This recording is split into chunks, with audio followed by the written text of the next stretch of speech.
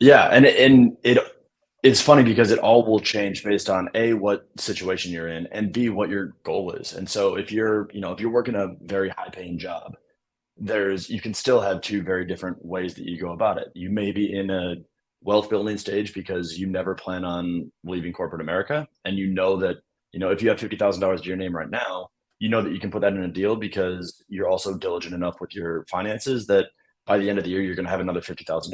And Yeah. so throwing that money in there is perfect. But if your goal is to quit your job, putting $50,000 into the syndication probably isn't going to do it for you. Mm-mm. So maybe then the focus should be, I need to take that 50 and first of all, invest a little bit in myself. And then second of all, I need to invest in deals that are going to turn that 50 into 70 and then that 70 into 90 and that 90 into 150. And then once I've got 150, then I can put 50 in the syndication because then I can use the other 100 to put in other stuff. Welcome to the Creating Wealth Podcast, where Kyle Curtin takes you on an extraordinary journey alongside renowned multifamily real estate sponsors and syndication experts from every corner of the United States. We teach you how to harness the power of passive real estate investing and witness the transformation of your wealth building strategy. Let's create wealth together. What's up, guys? Welcome to episode 118 of the Creating Wealth Podcast. I am your host, Kyle Curtin. I'm a co-GP specializing in investor relations and capital raising for multifamily sponsors. Today, we get the great pleasure of chatting with Patrick Menefee. He's a phenomenal coach out of Charlotte, North Carolina, fellow GoBundance guy, investor in oil and gas. He's doing a ton of things. Super excited to have you on here, man. What's going on, Pat? How are you? What's up, Kyle? I'm good, man. How are you? Thanks for having me. I'm great, man. Super excited to have you on, man, and catch up a bit. Yeah, I really am too. I know we've been trying to make this happen for a little bit. So I hear you, man.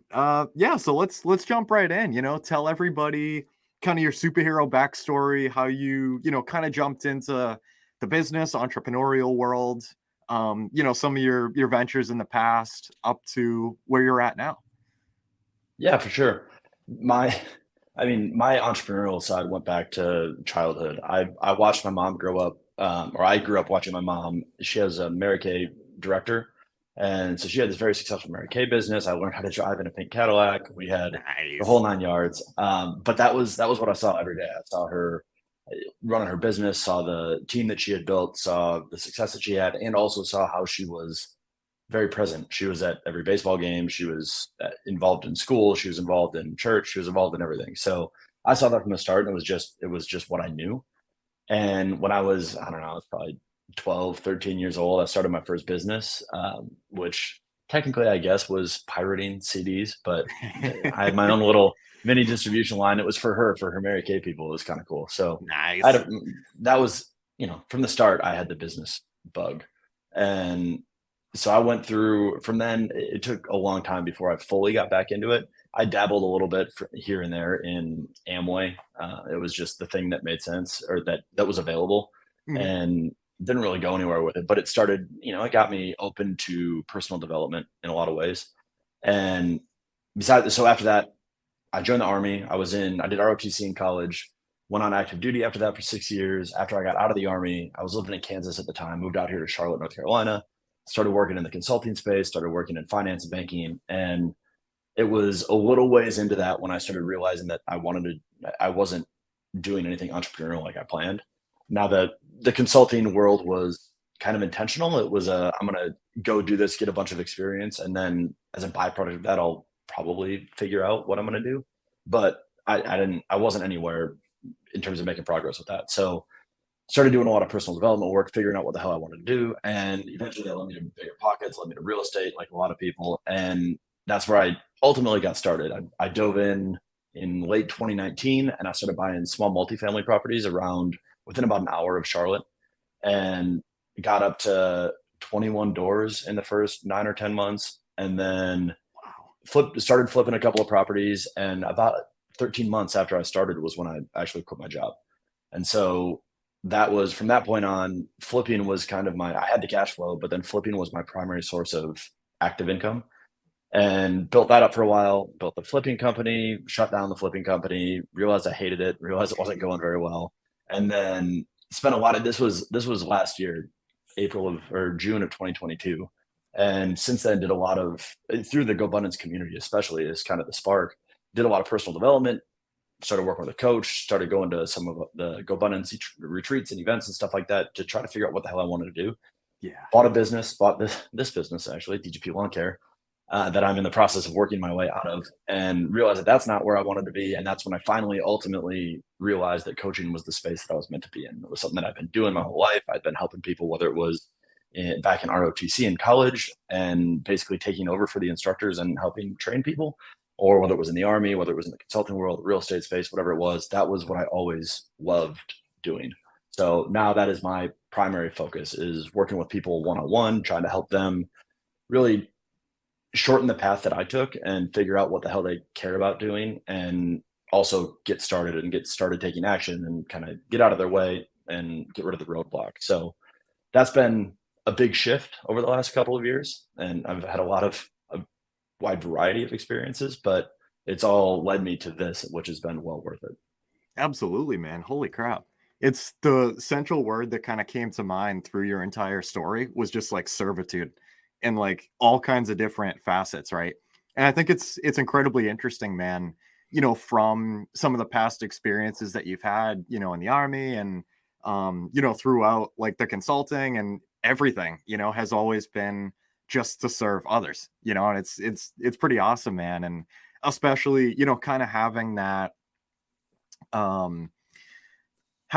like moment of self-awareness, you know, to be able to kind of figure that out, you know, as time has gone on, you know, and kind of like leaning into that all the way from what has served you in the past to what serves you most going into the future, you know. And I think it's the coolest thing in the world, man, you know, especially going from like so many different like avenues, you know, of like buying multis to starting like a crazy like flipping company, and then like, yeah, you know, like the consulting side and, you know, the W-2 world, you know, prior to that. And it's really cool stuff, man. Absolutely.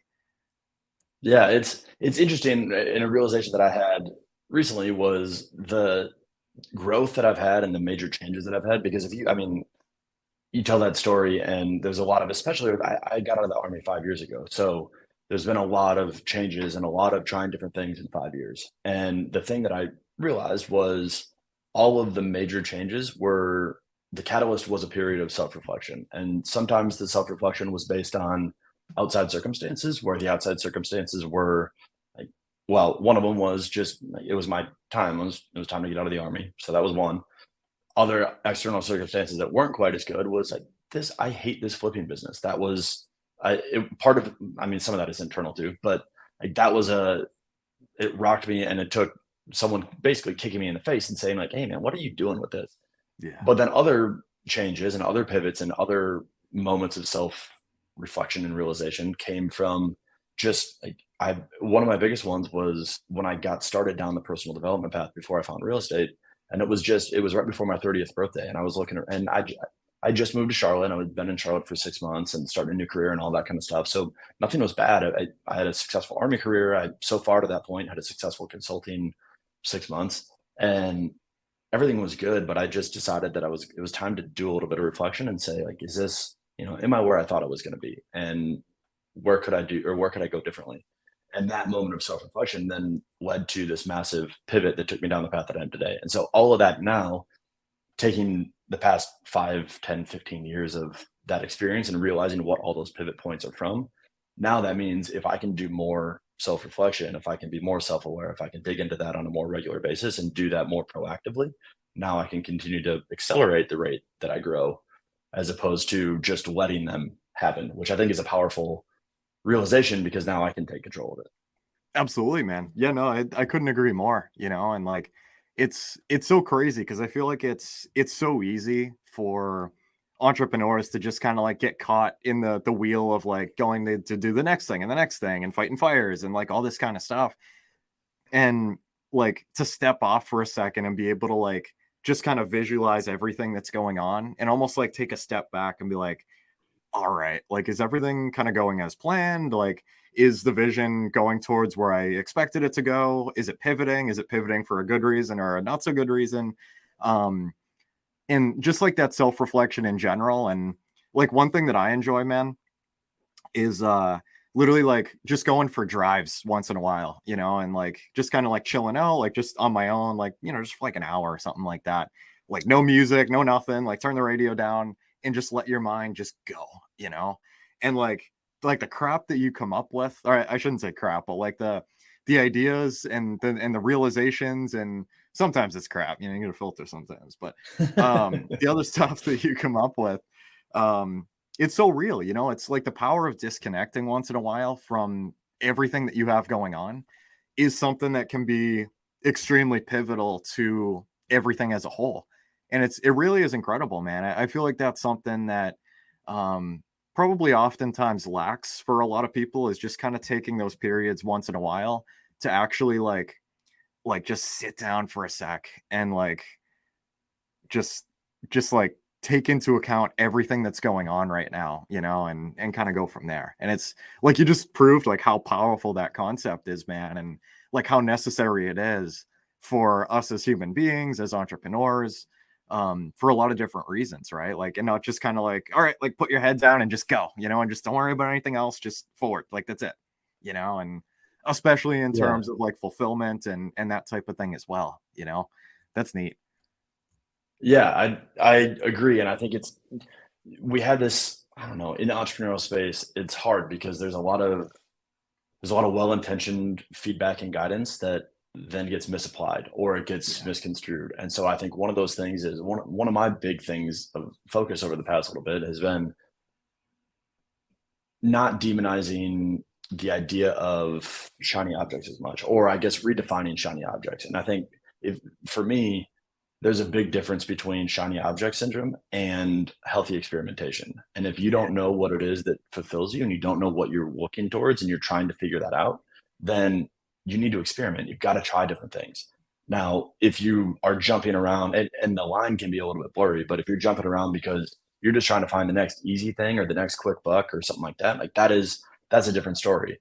Yeah. But if you like in my case, it was I wasn't sure what I wanted to do, and I thought it was going to be real estate for a little bit, and real estate was great for what it was, but it wasn't fulfilling. And then I thought it was going to be business acquisition, and then I realized that even that didn't fulfill me. And now figuring out that it's coaching, I'm sure there'll be further iterations of it, but I think they'll be all around the coaching space and just kind of evolving there.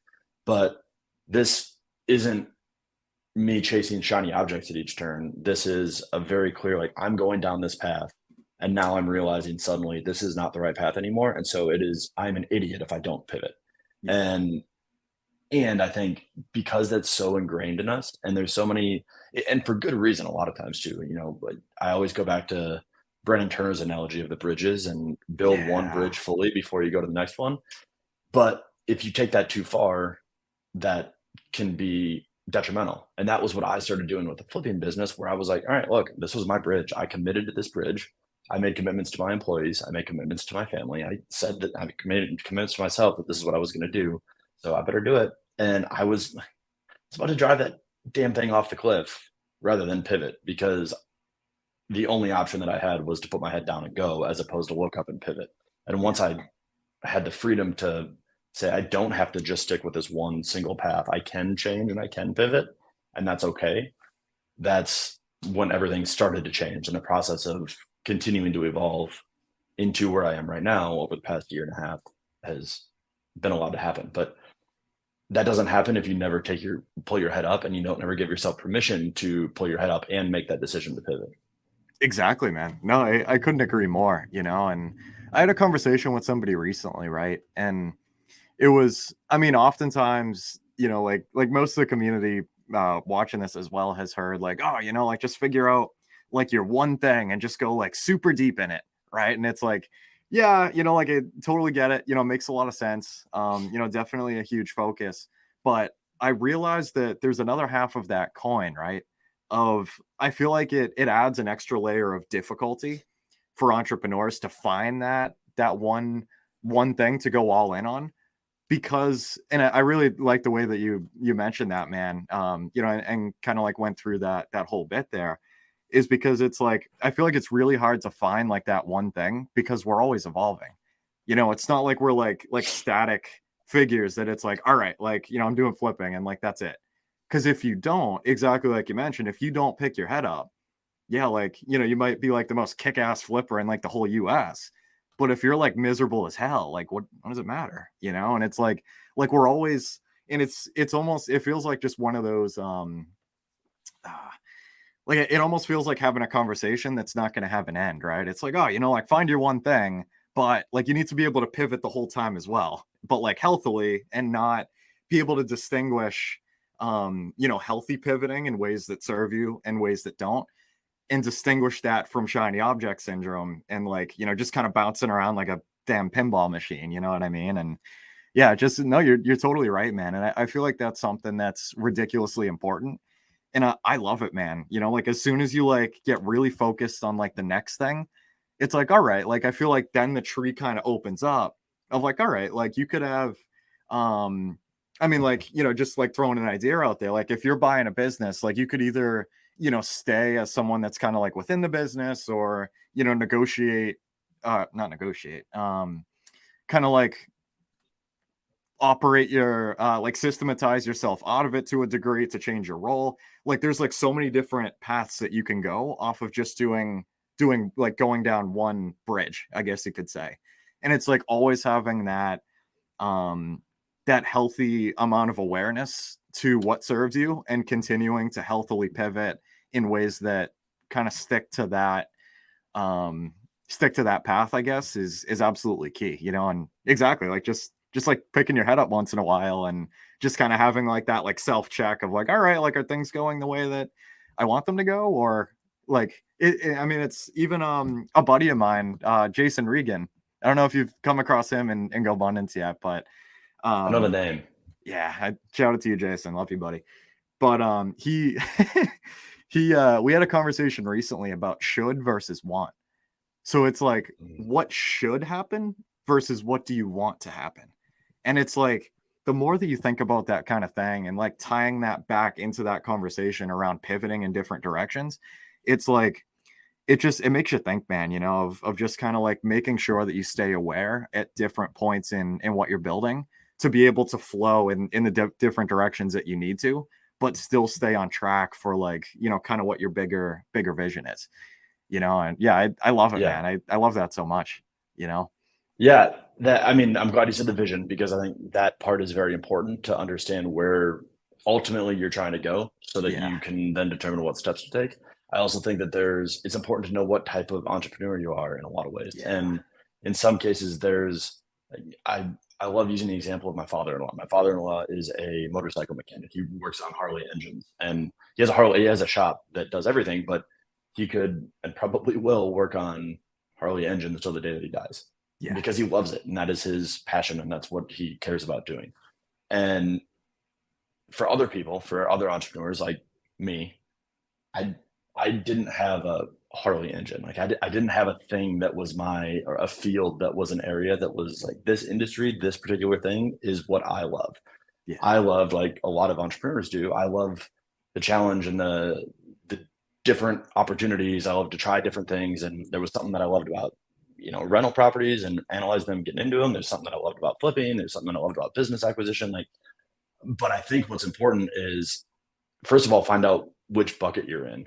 If you and even, in the multifamily space, like if you love raising capital, then hell yeah, make that your focus, raise capital, like go all in on that.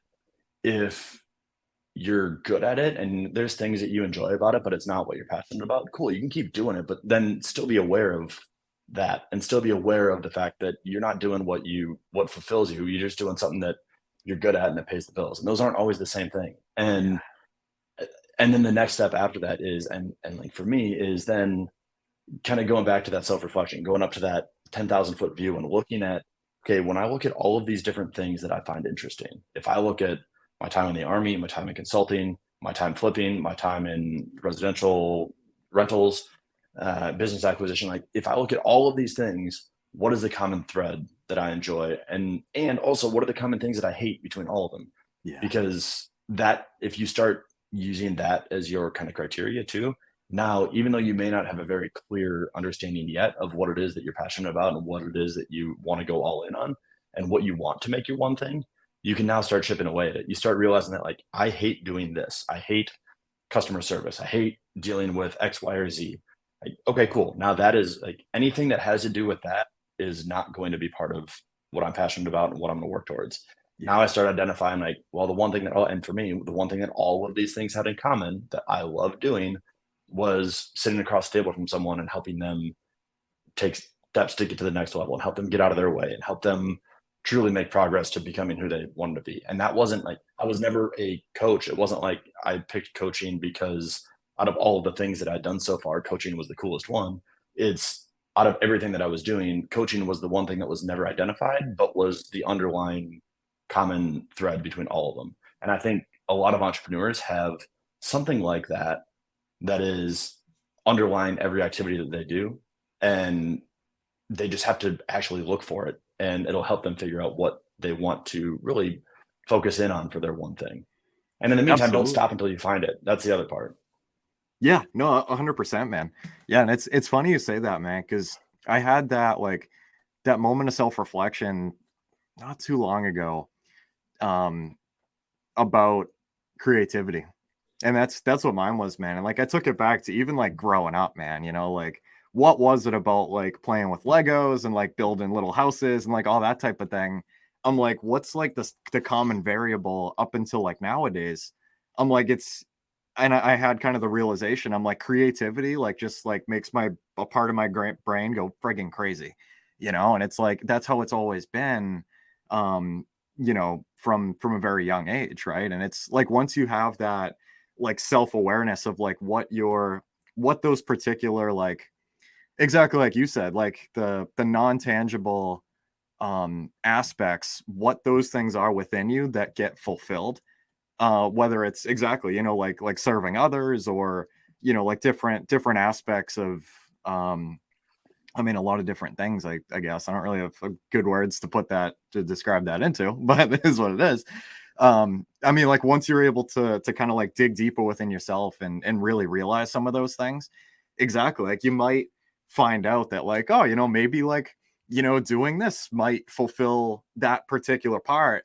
And maybe it won't as well, like you said, of having the balance of knowing what attracts you and what you don't find attractive, in particular areas, and exactly, man. I'm like, I had a good time with like cooking not too long ago. I'm like stuffed peppers. I'm like, all right, let's do it. I'm like, because I feel like it energizes like the creative part of me, and yeah, it's really fun, once you kind of figure out, like some of those aspects that you really enjoy, and maybe different areas that might be like completely separate avenues and investment classes and stuff like that might like energize you in those areas that you maybe never would have thought of before.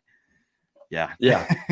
And I think it's iterative too, to where you can, if creativity is the underlying trait that you enjoy or activity that you enjoy, then the first iteration of that might be like, I'm going to do anything creative that I can find. And that might be cooking. That might be the podcast. It might be writing. It might be something else. And then as you do more of it, you're like, okay, well, this one's cool. Like writing a blog or writing a book or something like that. Like that's cool. That kind of creative is okay. But a podcast, that's where I love. That is where I want to be. And then you keep going through more and more cycles of it because you're being aware of it. And now you really hone in on, like, I've honed in on this larger piece of it. And now I'm really focusing in on, okay, where I really want to go is like Jamie Gruber. Like, I love podcasting. I love interviewing. I love, like, that is where I am the strongest. I can do all these other things and I enjoy speaking and stuff like that too, but I want to be the best podcaster. And now he's narrowed in from all of these other things to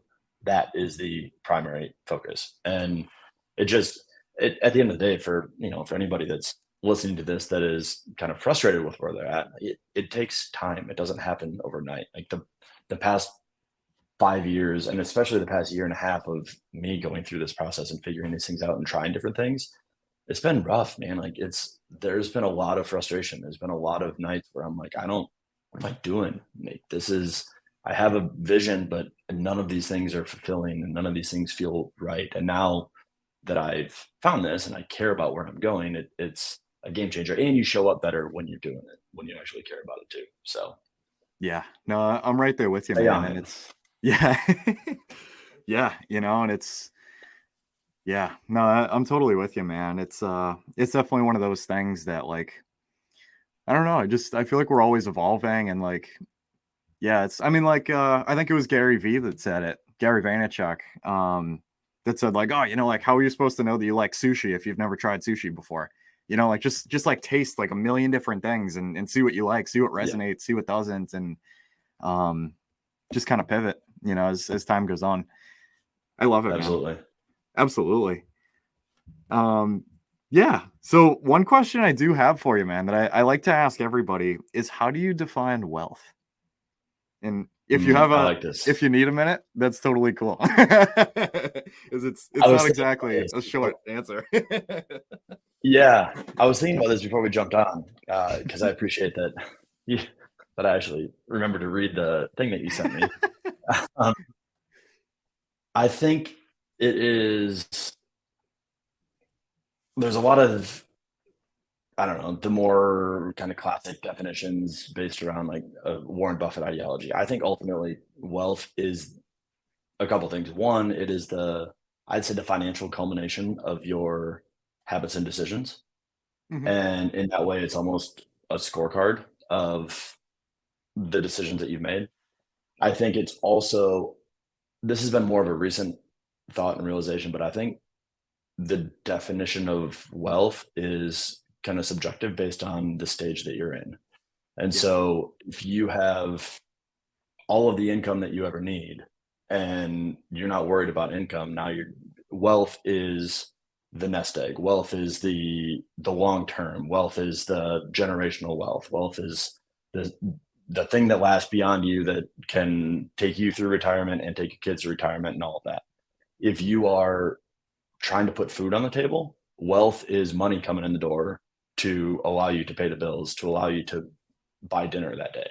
If you're in between, if you're in the entrepreneurial stage and you're getting your business off the ground, your focus on wealth of like a long-term nest egg snowball, that doesn't help you at all, because again, that doesn't pay the bills. And now the wealth focus is more on either generating capital through flipping or through some large chunks of capital, or it's based on creating income. But I think the definition of it changes based on where you're at in life and what you're working towards. And I think, and some of this just came from my own experience, but I think it's really important to know where you're at so that you can invest properly.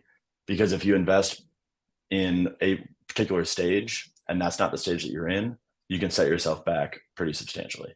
So Yeah.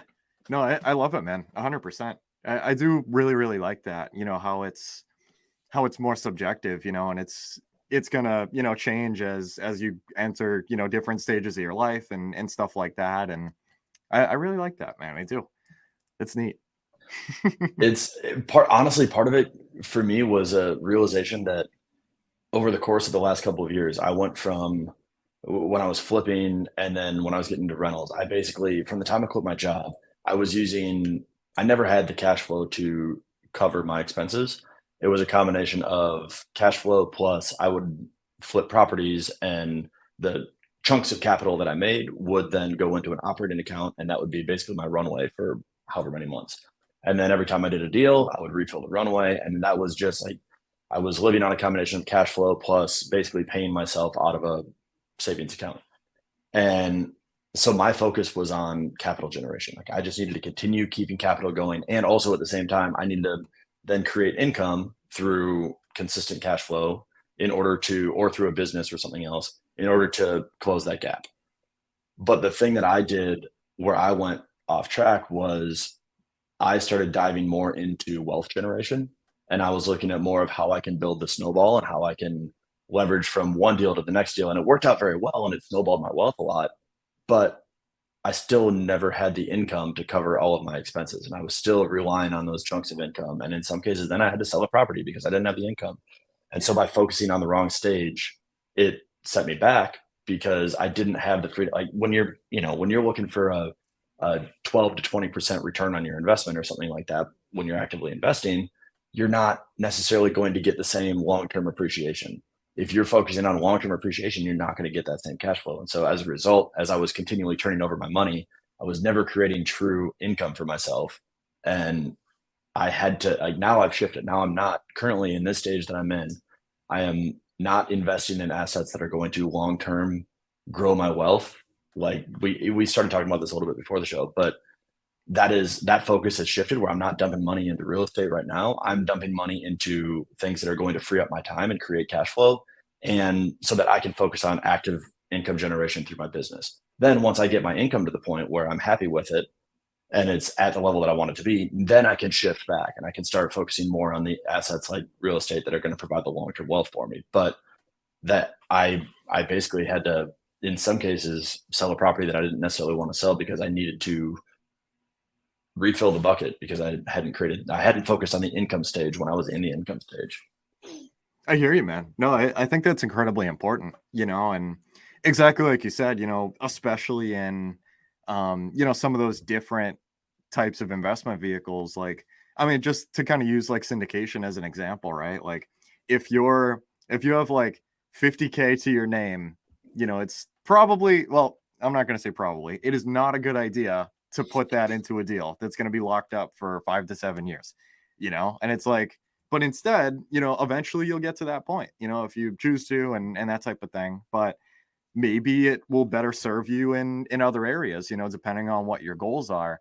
And that's something to really keep in mind across a lot of different aspects in the investing ecosystem, guys, and in a lot of different facets, is like, just make sure that you're aligned in whatever niche you decide that you want to place capital in. Even if it's, buying like a house hack or, investing passively in any way, shape or form, like buying a business or, putting it all into stocks, into equities, like whatever your thing is, just make sure it's like what you're getting yourself into is completely aligned with where you are in the present and where you want to be or where your goal is for the near future. Because it's like when you kind of like jump over certain like stages of that, it might not put you in the best type of situation that you could if you, kind of made that decision a little bit differently. Yeah, I love that point, man. That's awesome. That's huge. Yeah, and it's funny because it all will change based on A, what situation you're in, and B, what your goal is. And so if you're working a very high paying job, you can still have two very different ways that you go about it. You may be in a wealth building stage because you never plan on leaving corporate America. And that, if you have $50,000 to your name right now, that you can put that in a deal because you're also diligent enough with your finances that by the end of the year, you're going to have another $50,000. And so throwing that money in there is perfect. But if your goal is to quit your job, putting $50,000 into the syndication probably isn't going to do it for you. Mm-mm. So maybe then the focus should be, I need to take that 50 and first of all, invest a little bit in myself. And then second of all, I need to invest in deals that are going to turn that 50 into 70 and then that 70 into 90 and that 90 into 150. And then once I've got 150, then I can put 50 in the syndication because then I can use the other 100 to put in other stuff. But knowing where you're at, where you want to be, and then executing accordingly is critically important because usually what we hear is pick one thing, go with it. If you're in this situation, if you want to quit your job, you need to create cash flow. Like, honestly, if you want to create your job, and David, I love how David Green has kind of shifted and talked a lot about this lately too. But like, if you want to quit your job, buying for cash flow is probably not the best way to do it.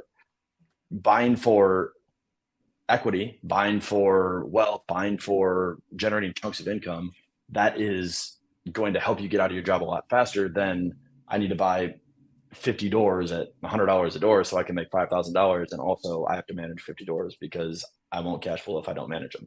Yeah. So it's very important to know where you're at and where you're going and what the right strategy is based on the place that you're in. 100%, man. Yeah, I totally agree with you. And I did kind of want to pick your brain on some other stuff, man. I know we were talking a little bit before the show about some of your oil and gas investments. I know I'm definitely not familiar with that space in any way, shape, or form. So I'm curious to kind of selfishly pick your brain a little bit about some Yeah. things there. But yeah, how did you kind of get involved in that space? Like, tell us a little bit about just like super high level basics, like how that type of world works. Maybe like different ways to invest. Is it more active? Is it more passive? Yeah, just kind of like the gist of it.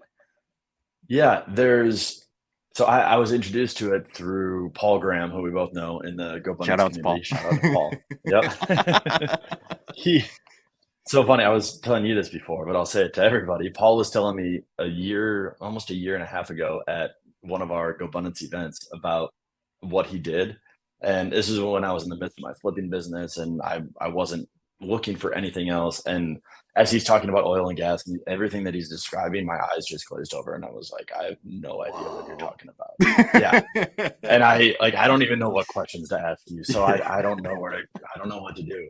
And he and I stayed in touch and became closer friends. And when I started getting to the point where I was pivoting and I wanted to get out of real estate and wanted to free up my time and get rid of some hassles, I was selling some properties, had some capital available. And that's kind of the first piece. Is a lot of times it requires a little bit higher threshold than something like a syndication does. A lot of times Mhm. they have like $100,000 minimum investment. And there's some other opportunities out there that don't. But so that was when I finally, at that point, I was like, you know what, let's have a conversation. And so what I found through this process, and this is what, middle of July right now. I had these first conversations back in, I think, February or March. And so I'm not an expert in this whatsoever. This is what I've learned in the process. But Yeah. there's two different ways that you can invest. If you're going to actively invest in a company or something like that, as opposed to like a fund or a ETFs or anything like that. Like, I'm not talking about any of those because I don't know anything about those. That's not what I've invested in. But the two things that I've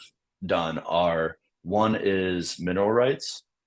And so mineral rights is where you're basically, for lack of better, you own the minerals. For lack of better terms, you own basically the land that they're drilling on. And so anything that comes out of the ground, you get paid 25% of the gross on. Or it can change. Sometimes it's 30%. Sometimes it's basically whatever they negotiate. But that's the end result. And you can own it fractionally. You can have, like, I own, I think, 4% of this one, I don't know, mineral rights investment. So I get 4% of whatever the 25% is that comes out of that. Hmm. That is one way of doing it. Now with going that route, you can 1031 into that, but there's no continuous tax benefits that come from it. There's also no expenses. Like, you're never going to have a month where you get hit with the expenses that come from the drilling or the rig going down or anything like that. It's just, you invest the money into it, whatever comes out, you get 25% off the top. Then the next one is actual drilling operations. And so this can be, in some cases, this could be companies that are going to drill for oil and just create a new well. And then in other cases, it can be where what I've invested in is a small company that will take basically leases that they've had from bigger companies that are no longer producing at, oil is, when it comes out of the ground, it spikes in terms of how many barrels they get out of the production. And then over the course of 18 to 36 months, it tapers off. And then it kind of stays, it slowly depletes over time. But that first 36 months or so is a lot of production and a lot of capacity and a lot of revenue. So some of these companies will then, after that point, like, we don't want to deal with this shit for 10 barrels a day coming out of this thing. So they'll sell it. So these guys will then buy the wells that are, in some cases, because they were producing so little, they don't take care of them. They're not producing anything anymore. And they realize that by cleaning them out, by drilling a little bit differently, or by going to a slightly different depth, now they can tap in and maybe get 10 to 30 barrels a day coming out of them. And so that's one of the projects that I've invested in too, is they've got a bunch of wells that they're basically fixing them up. If you think about like a rental property, like, it's a rental property that's not performing up to standard. They've got to put money into it. They've got to increase the cash flow. and then you get a cut of that. And the cool thing about that route is if they already have, like in some cases, they're already producing when you invest. If you're investing and they're drilling, there's typically a much higher potential return, but there's also added risk because if they don't hit anything, then they've got to re-drill and they've got to do different things. But the other cool benefit of all of it, besides the cash flow being phenomenal with it, is you get a major tax benefit. So you get to write off 80% of your initial investment. Plus, there's other stuff on top of that, but conservatively, 80% of your initial investment in year one. Wow. And it can be written off against, at least from I haven't gone through a tax year after having invested in this yet. So this is just based on what we understand so far, me and my CPA, but it can be written off against ordinary income too, not just against passive income. So that means if you're working a W-2 job and you're making $200,000 a year and you invest $100,000 into one of these, you can write off $80,000 of your W-2 income. So I'm not a tax, all of the disclosures, I'm not a tax CPA, anything. So run all of that by someone that's smarter than me, but it's super interesting. And the returns that I've seen, like the return, if nothing else improves right now, I actually just got the check today for last month. And if nothing else improves, which they're already doing a lot more than what they did 2 months ago, if nothing else changes, I'm sitting on a 19% cash on cash return. Really? And it's going to go, and that's based on them basically producing 1 truckload of oil every month or selling 1 truckload every month. And we're already looking at potentially 2 this month, probably very likely 2+ next month. So it's a cool space, man. It's been very interesting to step into and learn about. Yeah, that's extremely neat, man. Holy crap. Yeah. So is there like, okay, so there definitely is like that risk factor of like if they like drill, like have one of these drilling operations going on that they don't come up with anything, and that's like, is that kind of like, part of like the initial risks depending on like which part of that environment that you invest in? Yeah, it definitely is. And even the production capacity that comes out of it, if they do drill successfully, is it going to be, like one of the ones that I'm invested in, or that I'm about to invest in, is they're looking at drilling 4 new wells. They're also reworking a bunch of other wells, 10 other ones. So that's kind of like, in my mind, as I'm getting into this and learning more about it, that's kind of my hedge, is if they're reworking wells and they're already producing some of those, the cash flow from those is pretty good. And even if only a couple of them produce, it produces pretty solid returns. And then if the wells come online and they produce at the capacity that they expect, they're talking, I think it was like 100 to 150 barrels a day initially, which results in a return so high that it's absolutely absurd to say.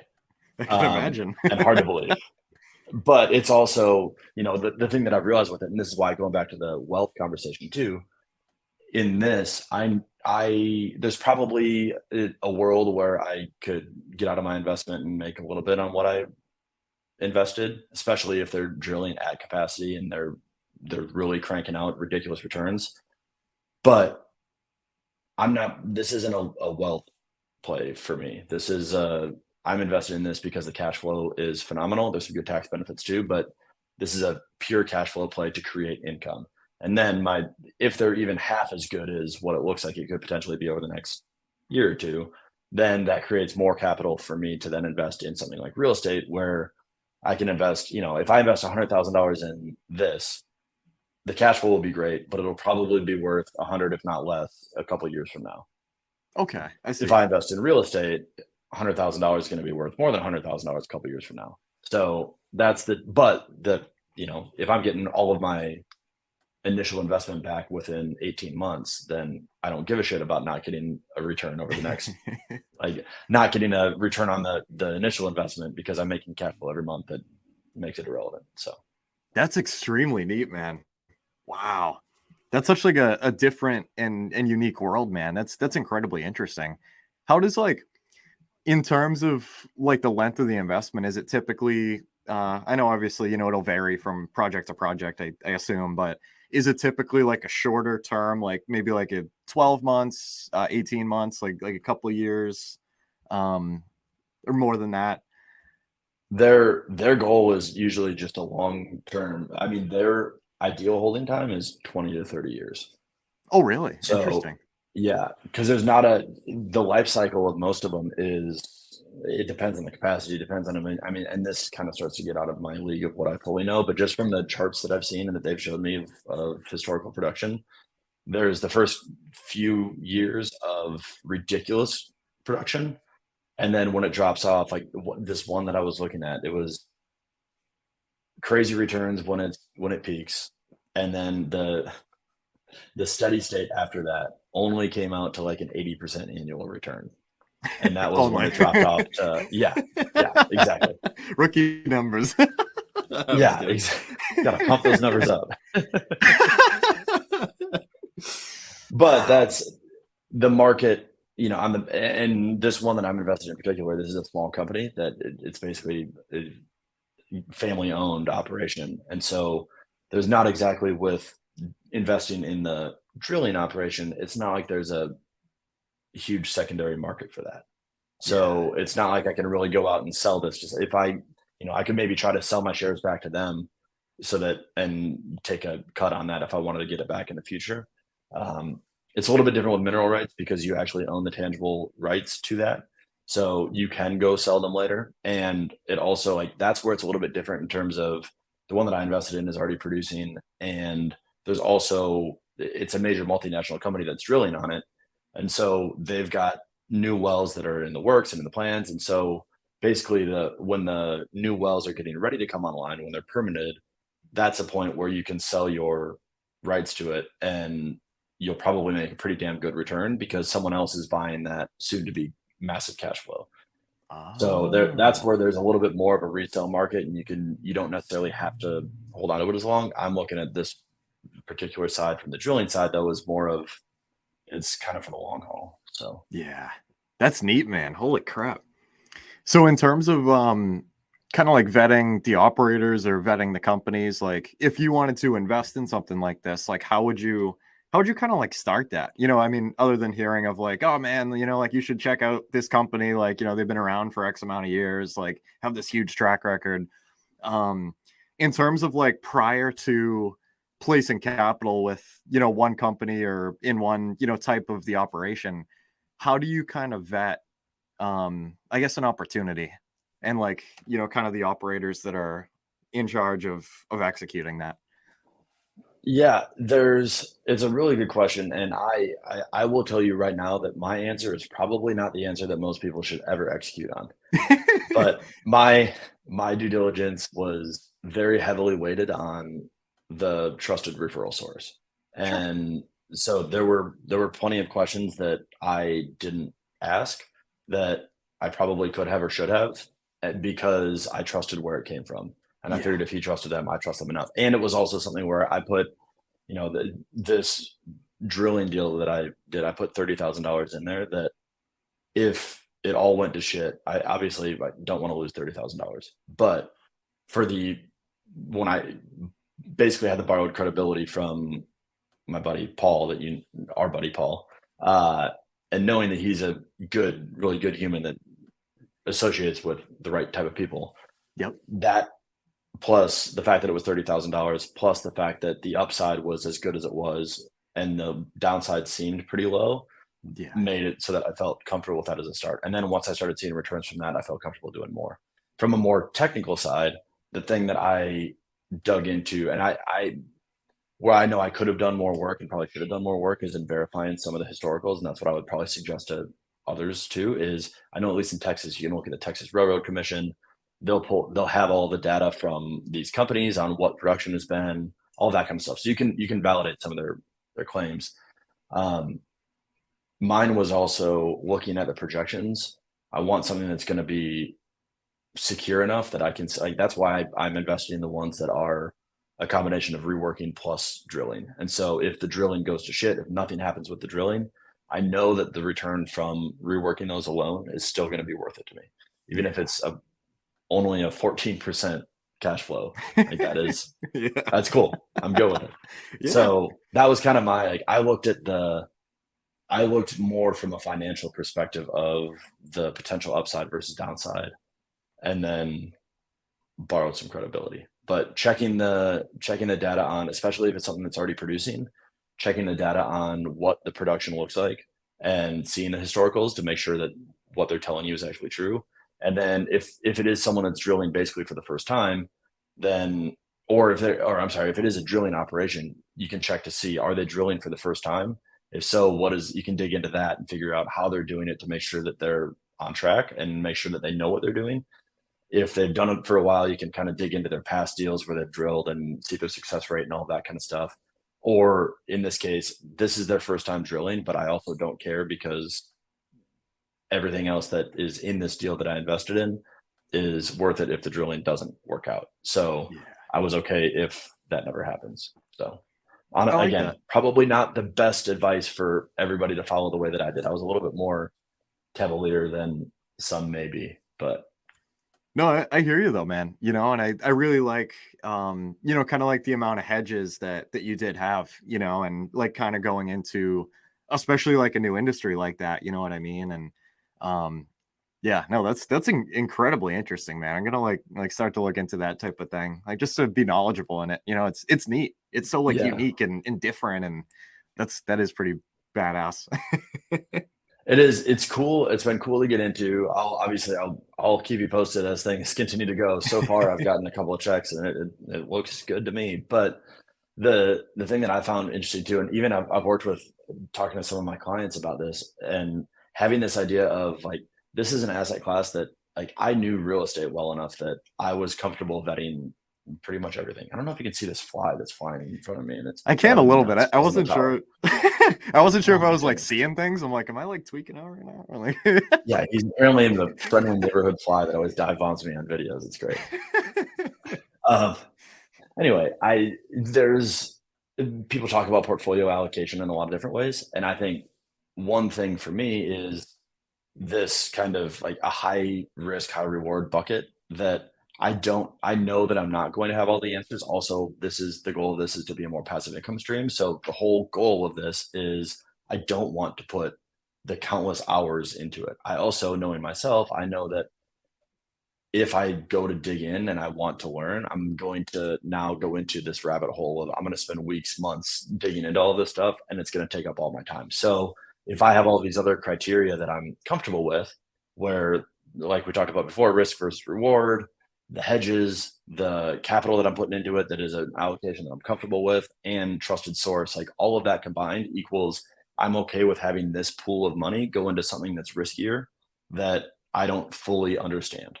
And some people may not want that at all, and that is perfectly acceptable. Just knowing that going into it, because there's a million questions that I probably wouldn't get answered. And a lot of times we can use that as an excuse never to dive in and do something. So that's kind of my way of, I'll invest into other things where I'll dig in and I'll know everything because I'm familiar enough with the industry. But in this one, I'm okay with that based on the parameters that I said. Yeah, no, I totally hear you, man. Absolutely. And yeah, I think that's kind of a unique segue. I definitely wanted to talk about your coaching business now, man. A pretty nice segue into that. Tell us a little bit about that, man. What have you got going on? Yeah, part of it has come from the fact that my coach and the growth that I've experienced over the past year and a half has been based on external help. And I think the biggest thing with coaching is I think a lot of times we think of it as like, this person is going to give us all the answers. And a lot of times what I found is coaching is holding up a mirror to someone and pointing out things and patterns and things that they are basically saying, or things that are coming up, and they just don't recognize the patterns. And so coaching is an example of that, like that, connecting the dots of all of these different things. At one point, at some point, someone's got to hold up a mirror and say, like, look, man, this is what you keep telling me. These are the things that you keep doing. Are you going to do something about this or not? And so for me in the coaching space, as I work with my clients, there's a lot of some of the stuff that we've talked about before of, why are you going the direction that you're going? Why are you making the investment that you're making? The first couple of people that I had, one was a person that wanted to buy a duplex. And that was the reason that she started working with me, was in order to learn how to buy a duplex. But by doing that, we started digging into as opposed to going just straight only into technical, it was more of the like, okay, why do you want the duplex? What is the, like, let's dig into your situation a little bit first. And as a result, realized that there was a lot of other stuff that needed to be addressed, and that the duplex wasn't actually the target. It was a means to escape. And same thing with another client that was, he was in the process of negotiating to buy a franchise just strictly so that he could leave his job that he hated. But he was going to buy a franchise that didn't have revenue for 12 months. And the only thing that he was focused on was, I'm doing this because it gets me out of my job, as opposed to I'm doing this for a strategic purpose to drive me forward. So a lot of the work that we do is based on getting clarity on, like, what are your goals? And now let's start digging into why these goals are your goals. And by doing that, we start digging into what your actual longer term vision is, create that vision, and then kind of reestablish, in some cases, reestablish a new path to get there that's different than what they expected. And in other cases, they're kind of going down the right path and it's already the right thing, but they just don't know why they're doing it. And so it's creating more intentionality and clarity around that. I love that, man. Those kind of conversations are the best. It's like, oh yeah, like I want this like 2-family or 3-family because it's going to bring me this. It's like, well, like, let's talk about that. Let's dig in, and it's like, it's crazy. You know what I mean? Like, especially, kind of being on more or less the other side of that, like not on the coaching side, like the coachee, mentee, whatever the word is for that. Like multiple times throughout the past, of like just kind of starting to get those more like philosophical, self-awareness, type of questions of like, here's what you thinks will serve you, versus like, digging in and like, just continuing to ask why, like over and over and over again, and like being in like a completely different headspace than, what you thought originally. And that's the thing that I love, man, is like the idea of like, sometimes you have to have somebody that like brings that out of you. Like you said, like the mirror, like it's like, yeah, like we're all like, wrapped in our own heads and stuff like that. Like you need to be able to give someone else access to like your thoughts and your vision and like everything, to like, either potentially rewire or to give you the mirror and be like, hey dude, like this is where we're at. Like tell me what you got going on. And that's a beautiful thing, man, and it's super cool. So are you more in the coaching space in kind of like the like entrepreneurial, like business type of realm? Like, is that kind of your, I guess, kind of what's your like ideal clientele look like?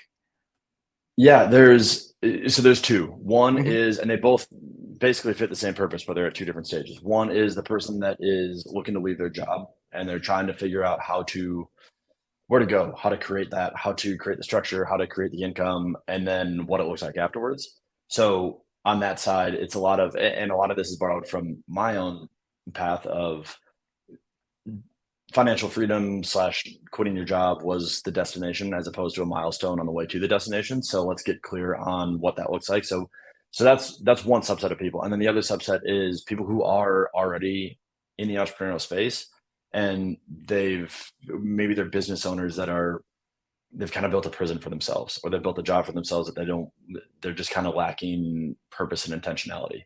And because a lot of time, and that was me again, that you'll notice that's why these things are things that I coach on, because I have very intimate experience and frustrations with them. But that's the other side of it. Is usually we think that entrepreneurialism, is that a word? I don't know. Is being an entrepreneur? Yeah, now it is. Coined right here. We think that is the purpose and the solution to everything. And a lot of times then we get into it and we're like, well, shit, now what do I do? Like, I don't know where I'm going. Now I have to keep everything afloat, and I've got the pressure of my business, and I'm still not sure where I'm going. So that's the second, is helping people gain clarity in their business as to how their business serves them, trying to identify the patterns and themes, and if pivots are necessary, and then helping them ultimately create that better version of themselves that can execute on that. And one of the things that you mentioned before, I think in terms of one of the important things that a coach provides is perspective.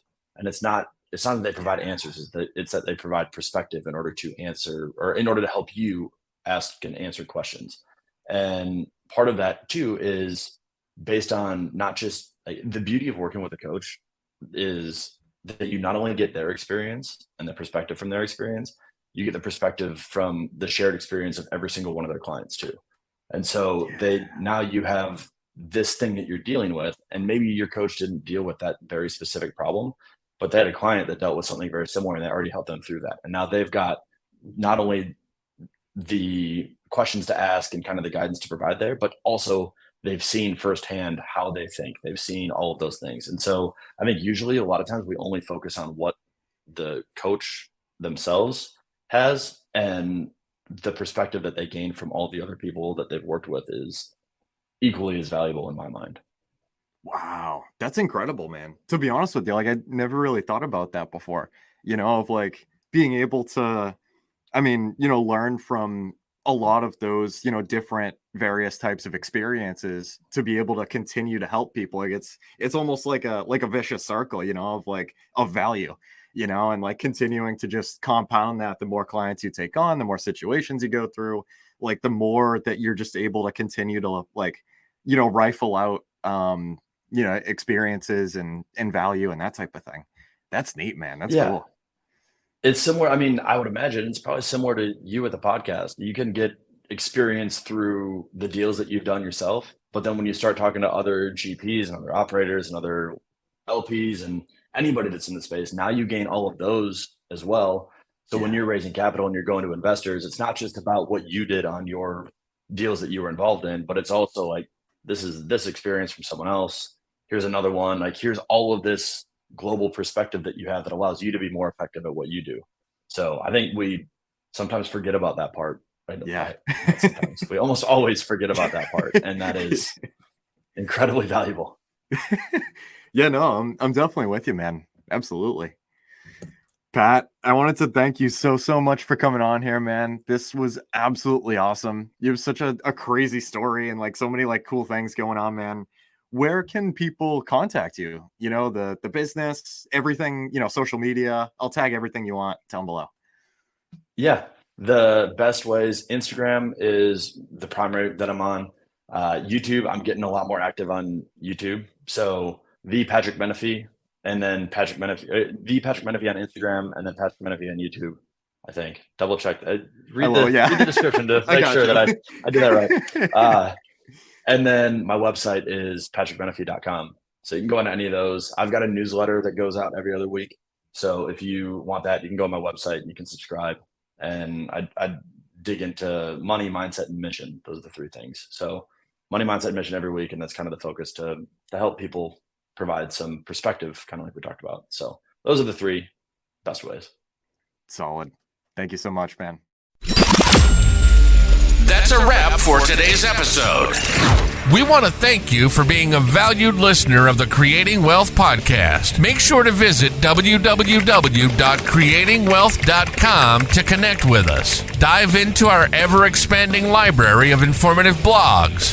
Get access to our private investor portal and explore a wide range of additional valuable resources. Stay tuned for our next episode as we continue to create wealth together.